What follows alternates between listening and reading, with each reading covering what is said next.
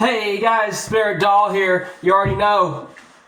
Just want to make a video here on what is the hardest thing in the world about being a running coach.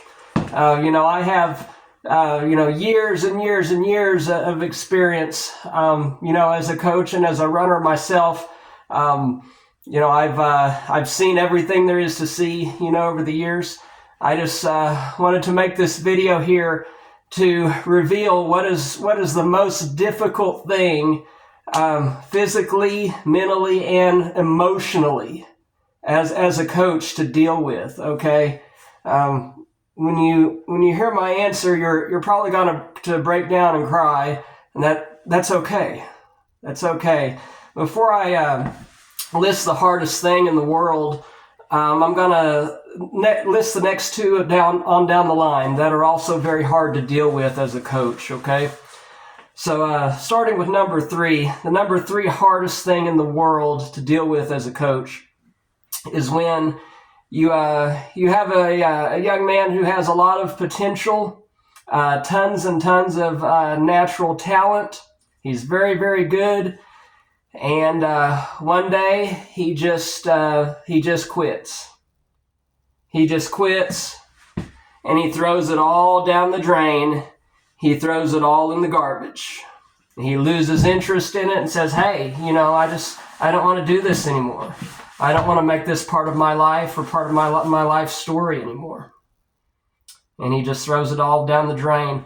This is very hard because then both parties, both you and him, both the coach and the athlete, have to go through the rest of your life wondering what could have been. What could have been? And now we'll never know. Because you gave up and you threw it all down the drain. We'll never know. That's very, very hard to deal with, guys. Being able to have to see that, witness that is just such a disappointment.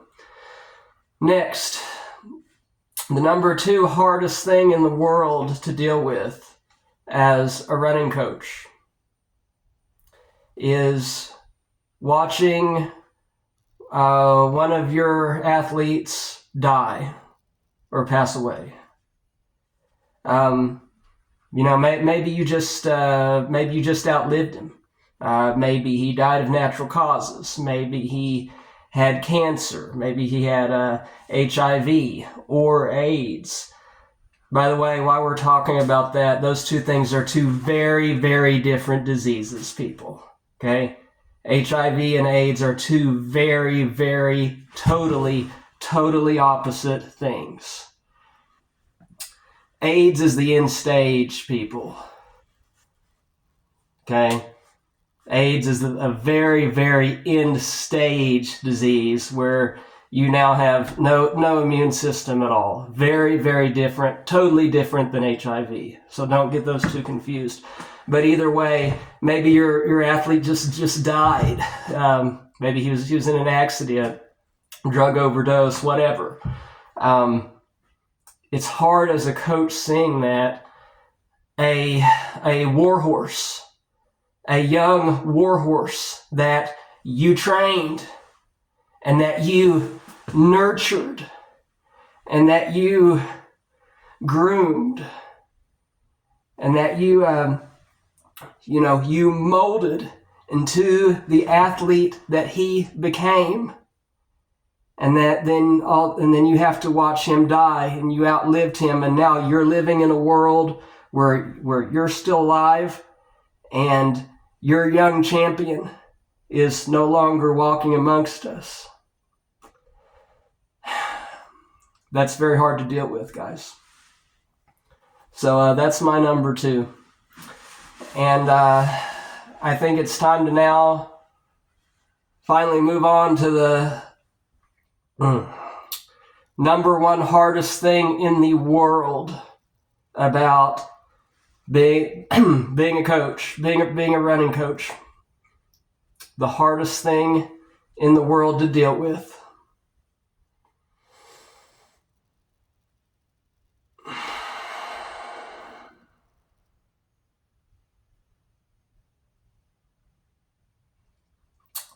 the number one hardest thing in the world to deal with as a running coach is getting a young man to trust you. Okay? Getting him to trust you. Guys, you can be the best coach in the world, write up the best workouts, the most creative, physiologically sound, efficient workouts in the world. But if the runner doesn't trust you, then he's not going to develop. Okay? He's not going to reach his potential. He's not ever going to get there. It's just not going to happen. But if he trusts you, if deep, deep, deep inside he trusts you, and he has faith in you, he has full faith that you are watching out for his best interest, and he has full faith and full belief that you are monitoring his development and that you are looking out for his development and that you are the best choice for his future and his PRs. If he believes that in here and in here, then he will reach his full potential because you have touched him. You have connected with him. If he believes in you and he trusts you, you have gained his trust.